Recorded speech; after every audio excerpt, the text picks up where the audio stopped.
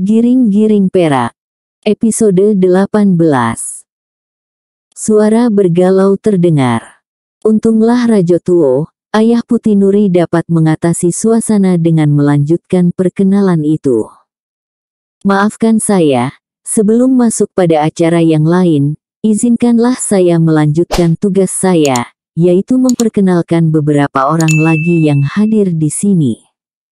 Rajo Tuo memendarkan pandangannya keliling ruangan.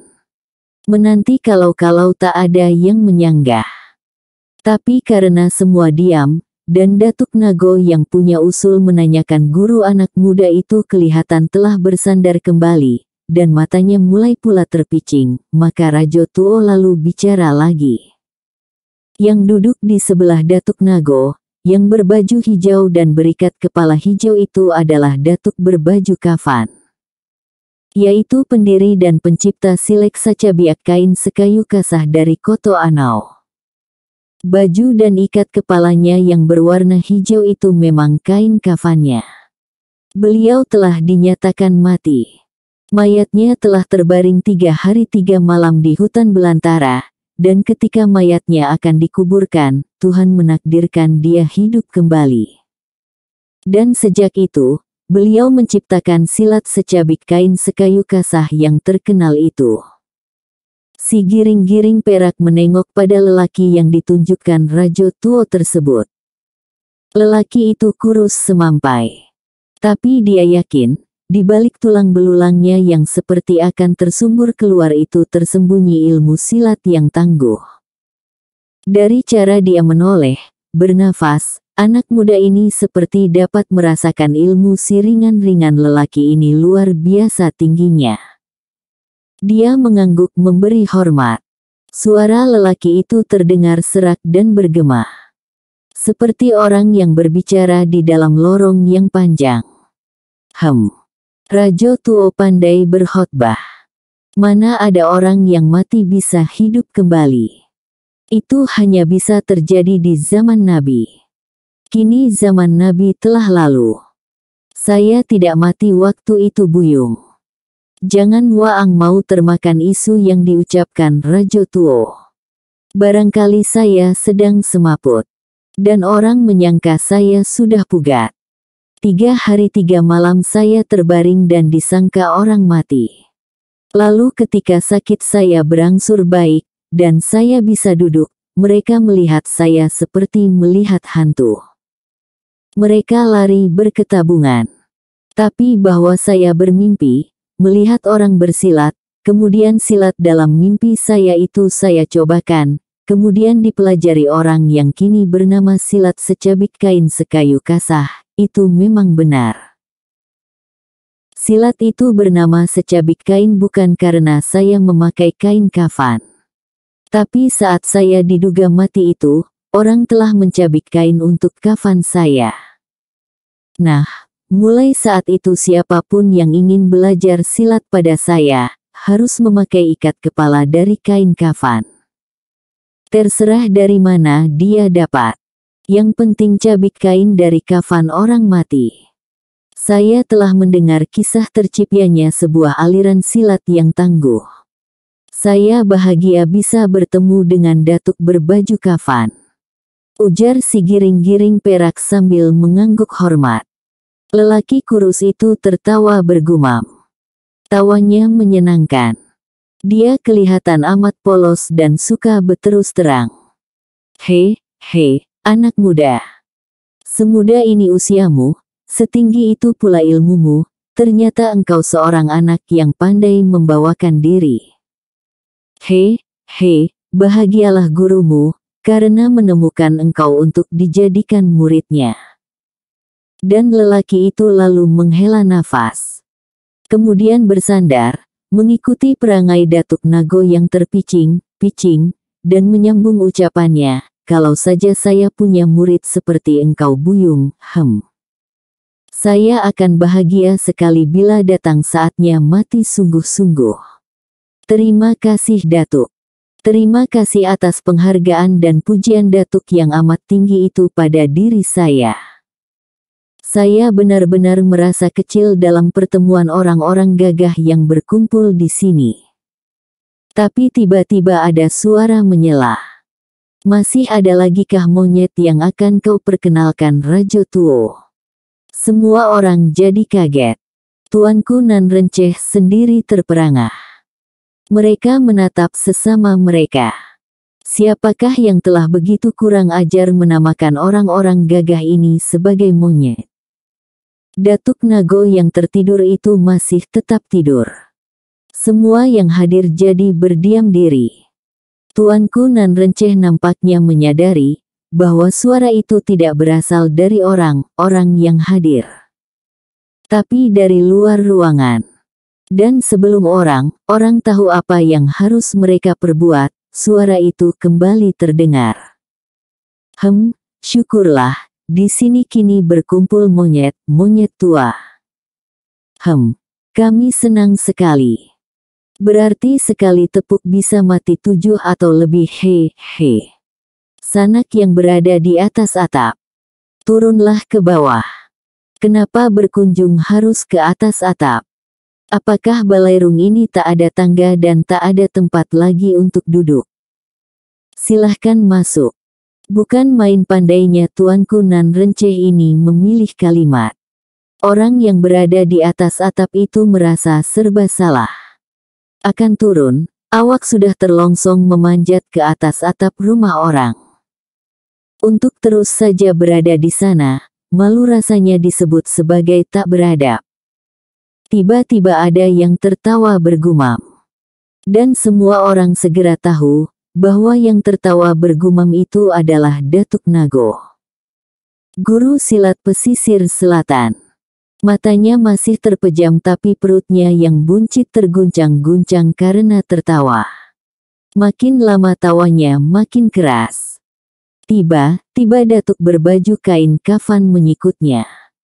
Dengan gerakan seenaknya, siku Datuk itu berhasil dia elakkan. Dia membuka matanya. Lalu di antara tawanya yang masih bergema, dia bicara. Tuanku nan Renceh saya anggap lawak. Bayangkan, dia menyilahkan maling naik ke balai ini. Sementara si maling sudah tersesat ke atas atap. Hei maling yang malang, turunlah kemari. Di sini ada lepat atau apam untuk Waang curi. Atau kalau Waang mau di sini juga bisa Waang curi daster dan baju orang. Di sini banyak orang sedang tidur. Suasana tegang itu jadi pecah dengan tawa bergumam yang hadir. Tuanku nan Renceh sendiri ikut tersenyum. Namun setiap mereka pastilah mengetahui bahwa siapapun orangnya yang berada di atas atap itu, mereka pastilah punya kepandaian yang amat tinggi. Sebab mustahil takkan diketahui oleh mereka ada orang yang nongkrong di atas atap, yang justru terletak di atas tengkorak mereka. Dari sana dapat dibayangkan betapa tingginya ilmu orang itu. Karenanya mereka tetap waspada. Tiba-tiba orang yang di atas atap itu bersuara dengan berang. Hai beruk berbaju hitam dan berperut buncit. Jangan banyak bicara. Sebentar lagi perutmu yang buncit itu akan kukeluarkan isinya. Si buncit Datuk Nago kontan menjawab dengan masih terpicing-picing. Bagus, saya memang lagi sakit perut. Waang turunlah dan tolong keluarkan isi perut saya. Saya tak keberatan kalau Waang mencobanya agak sesuap 2. Sebagai obat dan jimat. Untung ilmu silat Waang tambah tinggi. Tak usah naik atap lagi kalau akan maling. Ucapan itu benar lawak. Semua yang hadir, meski dalam keadaan tegang, jadi tertawa. Si Giring perak sendiri coba mengenali suara orang itu. Dia seperti pernah mengenalinya. Tapi di mana? Dia tetap menganggap orang ini berkepandaian tinggi. Bayangkan, siapa pula akan berani demikian sembrononya mendatangi rapat ini untuk membuat kacau, padahal di sini sekarang tengah berkumpul pendekar yang tak boleh dipandang ringan. Orang yang di atas atap itu pastilah telah mendengarkan pembicaraan dan perkenalan yang disampaikan oleh Rajo Tuo.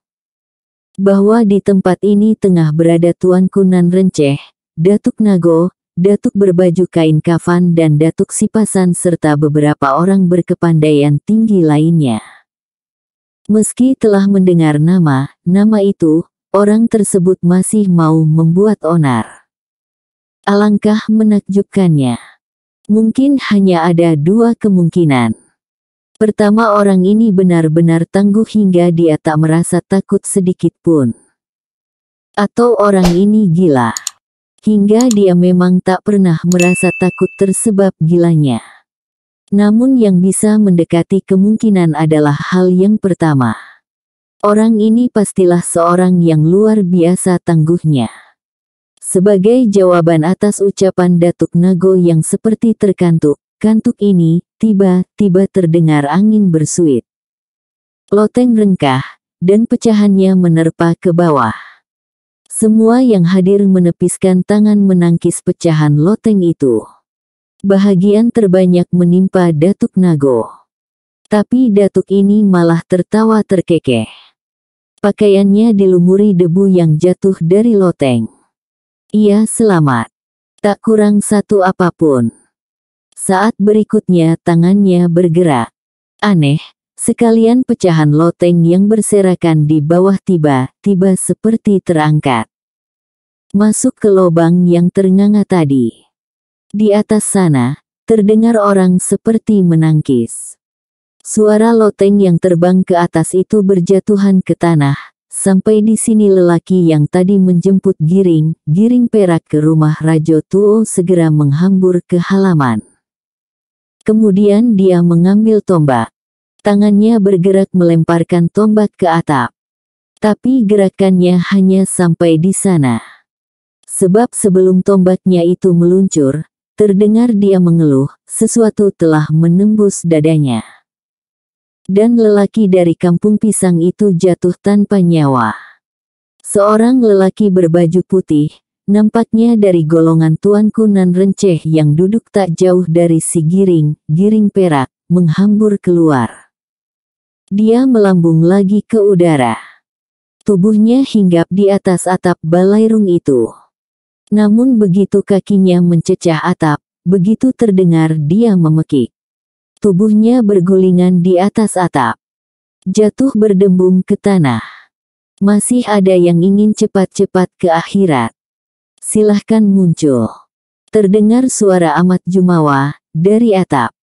Kali ini 11 lelaki segera melompat ke bawah.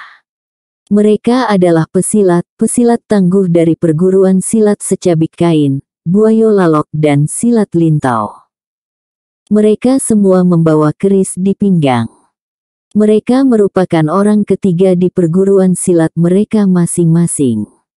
Di atas balairung kini hanya tinggal beberapa orang. Si giring perak belum mau turun. Soalnya dia enggan dianggap terlalu memamerkan kepandaian. Bukankah kini di sana sedang berkumpul pendekar tangguh? Dia memandang keliling. Menghitung yang masih tetap duduk dengan tenang. Tuanku Nan Renceh, Rajo Tuo, Datuk Nan Hitam, Datuk Nago, Datuk berbaju kain kafan, Tuo Lintau, Datuk Sipasan dan Haji Piobang. Jadi semua ada 9 orang, termasuk dirinya. Ah, tiba-tiba dia jadi merasa rendah diri berada di atas balairung itu. Bukankah yang masih duduk di sana kini hanyalah pemuka saja? Kenapa dia tak turun? Dia sudah berniat untuk turun tatkala terdengar suara Tuanku Nan Renceh. Duduk sajalah dengan tenang anak muda, kita ingin melihat siapa orang yang datang itu. Si giring perak merasa terkejut. Alangkah tingginya ilmu rasa Tuanku Nan Renceh ini. Sehingga dia bisa menebak apa yang tengah dipikirkan. Dia jadi kagum pada tuanku bertubuh kecil itu. Tiga orang segera melompat ke atas atap balairung dengan mempergunakan ilmu si ringan-ringan yang cukup tinggi. Terdengar suara bentakan dan suara perkelahian. Namun hanya sebentar.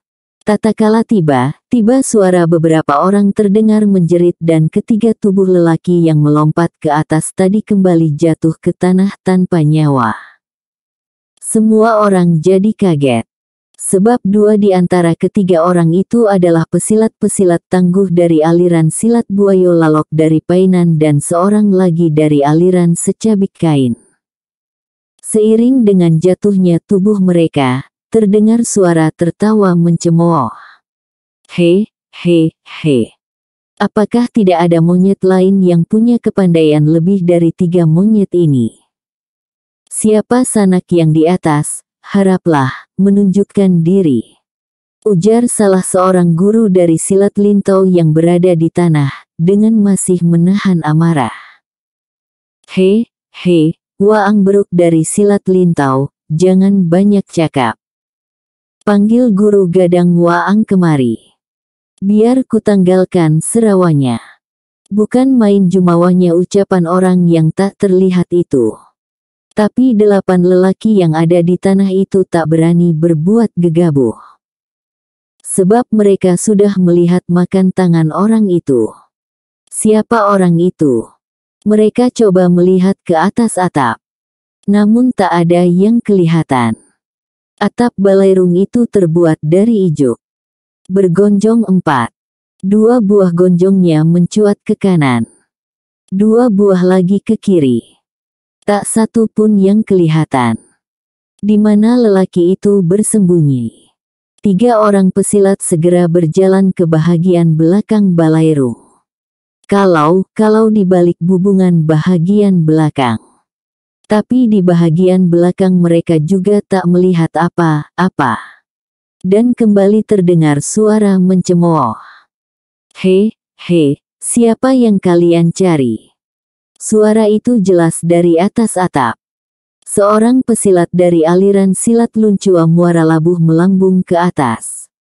Dia tegak dengan tangan siap di depan dada. Menjaga serangan yang mungkin dilancarkan dari tempat tersembunyi di atap itu. Ada beberapa saat dia tegak dengan waspada. Teman-temannya yang ada di bawah menanti dengan tenang. Namun tak ada terjadi suatu apapun. Tetap senyap. Pesilat dari Muara Labuh itu tetap tegak dengan waspada. Dia berjalan di bubung atap itu. Berjalan ke gonjong bahagian kiri. Melihat ke sebelahnya. Tak ada apa-apa. Dia memutar tegak. Berjalan lagi ke ujung kanan. Memegang gonjong itu. Kemudian mengintip ke sebelahnya. Tiba-tiba sebuah bayangan hitam melesat ke arah lelaki yang sedang mencigokkan kepalanya itu. Dia terlambung ke belakang.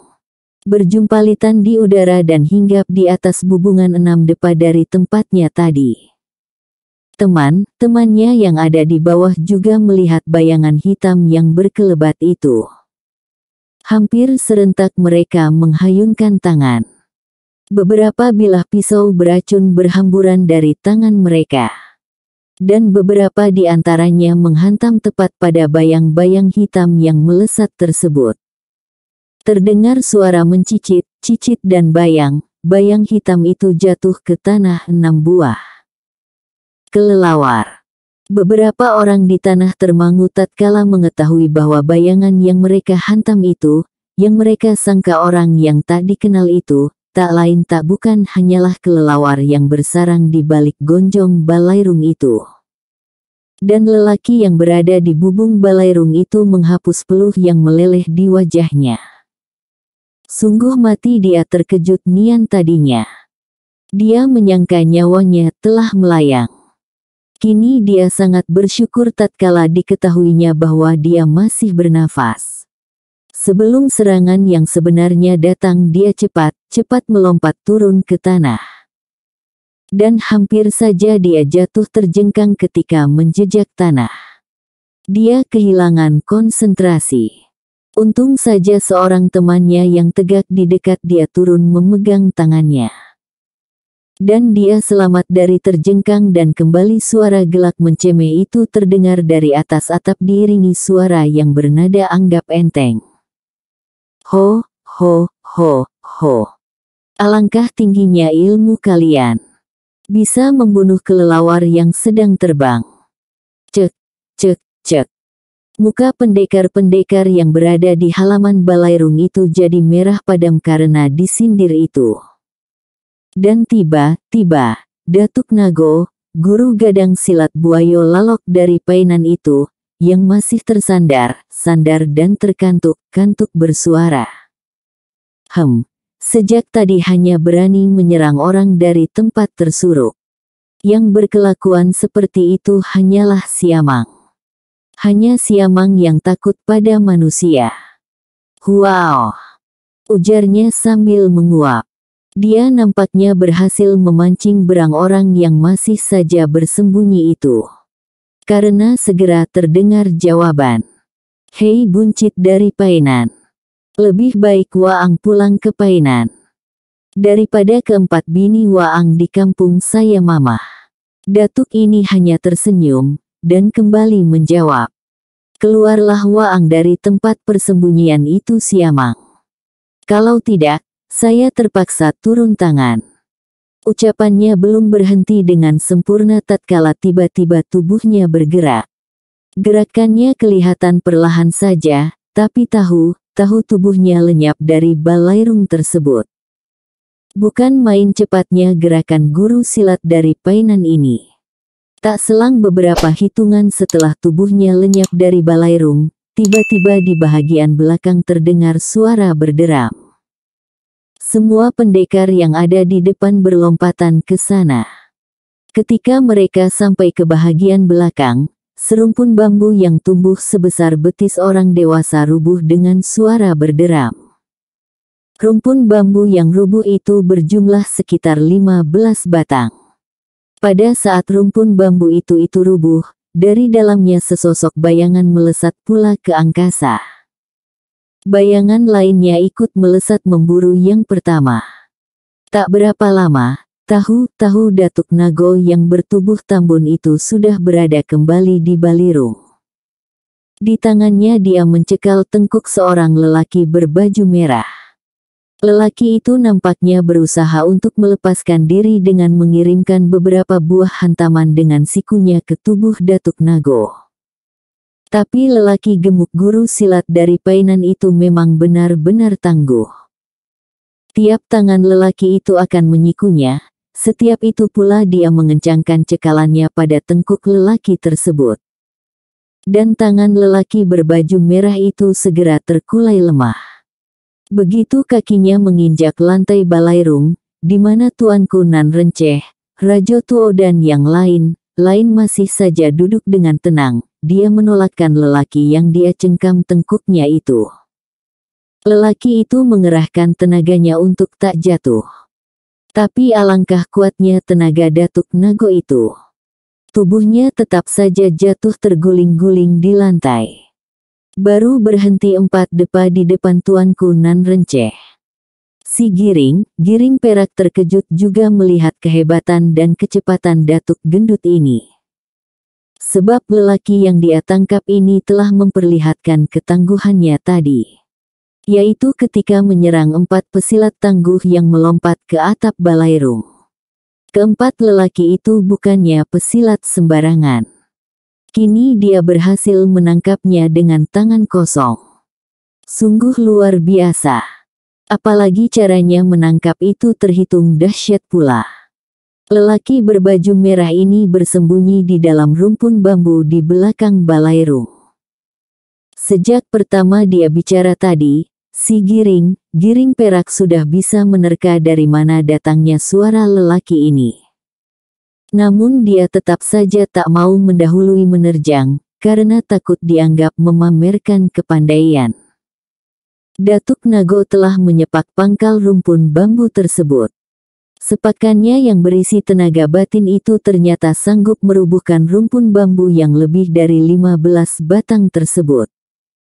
Dari sini saja dapat diukur betapa tingginya ilmu guru Gadang Silek Buayo Lalok tersebut. Lelaki berbaju merah itu, begitu merasa dirinya terlepas dan didorong hingga terguling, segera menyusun siasat. Dia masih menelungkup. Datuk Nago sudah duduk bersandar kembali ke dinding. Tiba-tiba semua orang masih terpana karena kehadiran lelaki itu di tengah ruangan. Dia mempergunakan kesempatan itu untuk kabur. Dengan ilmu ringannya yang tak dapat dibilang rendah, lelaki ini tahu sudah melompat keluar balairung.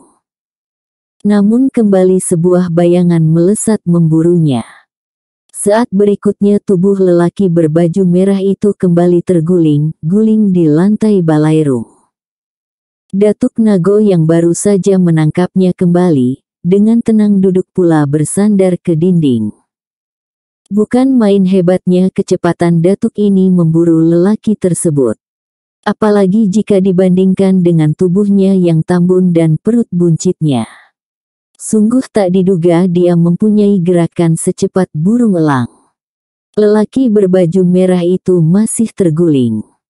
Sesaat sebelum dia bergerak lagi Datuk Nago berkata perlahan. Jika Waang masih coba melarikan diri lagi Buyung, Waang akan saya jadikan bangkai.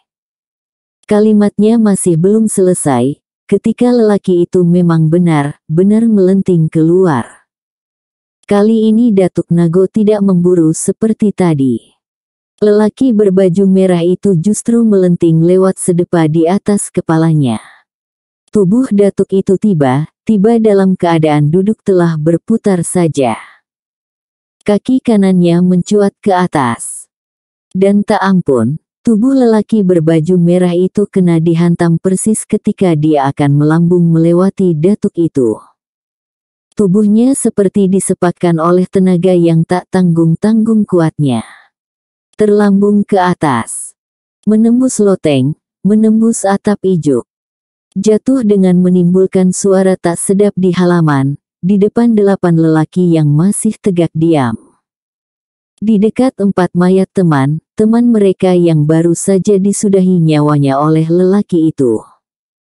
Datuk Nago memang membuktikan ucapannya, bahwa dia akan menjadikan lelaki berbaju merah itu bangkai, kalau dia coba melarikan diri. Kini lelaki itu memang sudah jadi bangkai. Tuo Silat Lintau dan yang lain masih duduk dengan tenang. Seolah-olah tak ada apa yang terjadi. Si Giring Perak jadi kagum melihat ketenangan pemuka-pemuka Minang ini. Namun Tuanku Nan Rencehlah yang bertanya, suaranya perlahan saja. Kenapa dia harus dibunuh? Dengan sikap agak malasan, Datuk Nago menjawab.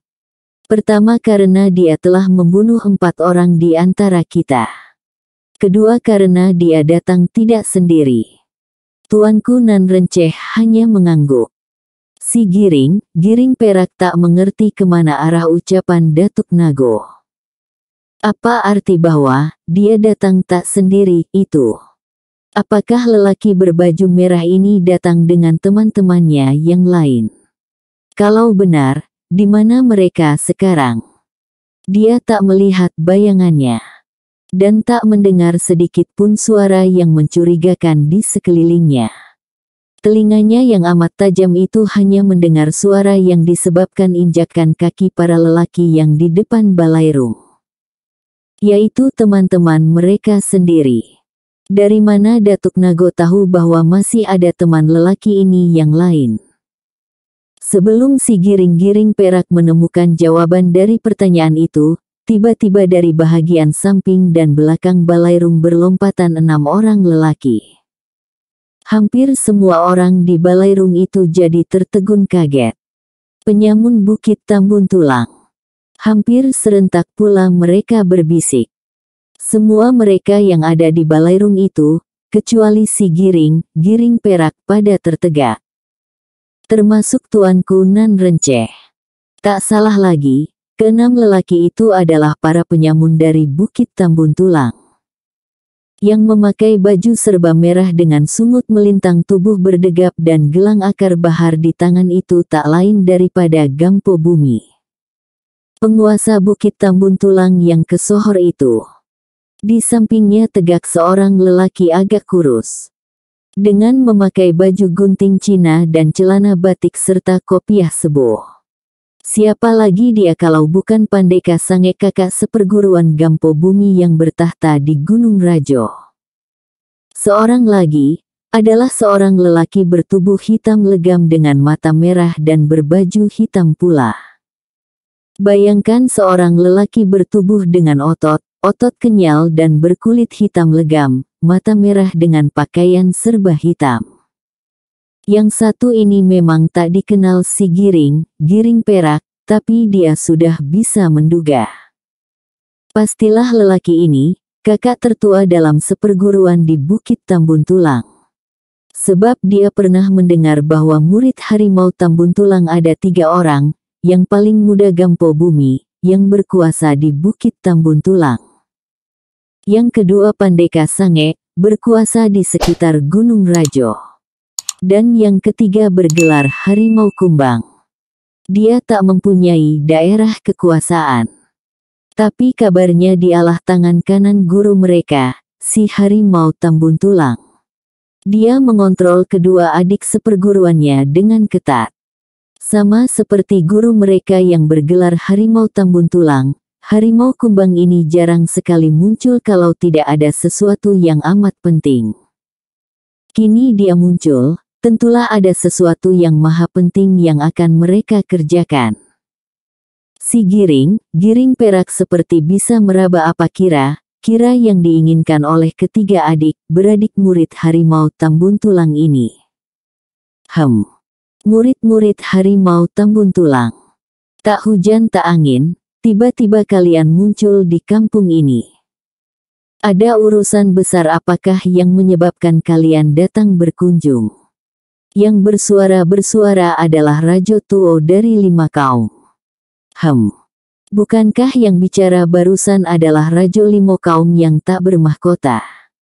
Sudah lama tak berjumpa. Setelah melarikan diri dari 5 kaum rupanya kau telah menipu orang kampung ini. Rajo Tuo hanya tersenyum mendengar ucapan Harimau Kumbang, murid tertua dari Harimau Tambun Tulang ini. Dia memang kenal pada Harimau Kumbang. Ketika timbul huru-hara di 5 kaum belasan tahun yang lalu, pihak adat yang bermusuhan dengan Rajo Tuo meminta bantuan pada penyamun-penyamun Tambun Tulang. Sebagai bayarannya mereka mendapatkan harta rampasan dan perempuan.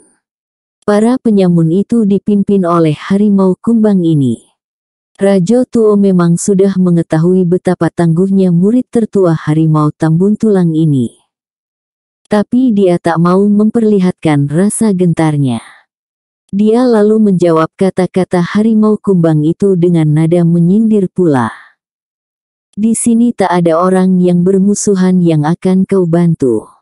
Tak ada harta atau perempuan yang bisa kalian ambil. Atau barangkali company telah membayar kalian untuk mengacau di sini. Harimau Kumbang tertawa bergumam. Dia seperti tak tersinggung sedikit pun. Ketika dia tertawa, giginya kelihatan menguning. Seperti biji-biji jagung yang telah masak. Fisik lelaki ini memang sempurna menakutkan dan menjijikkan. Bayangkan, kulit hitam legam, mata merah dan gigi kuning. Tapi tak seorang pun yang hadir di sana yang tak mengetahui betapa tingginya ilmu lelaki yang bergelar Harimau Kumbang tersebut. Harta memang tak banyak di sini, Rajo. Tapi perempuan, siapa yang tak tahu bahwa anak Rajo yang bernama Putih Nuri itu adalah seorang gadis cantik. Saya ingin pula melamar menjadi mantu. Siapa tahu Putih itu jatuh hati pada saya. He. Wajah Rajo Tuo jadi merah. Hatinya tiba-tiba jadi tak sedap.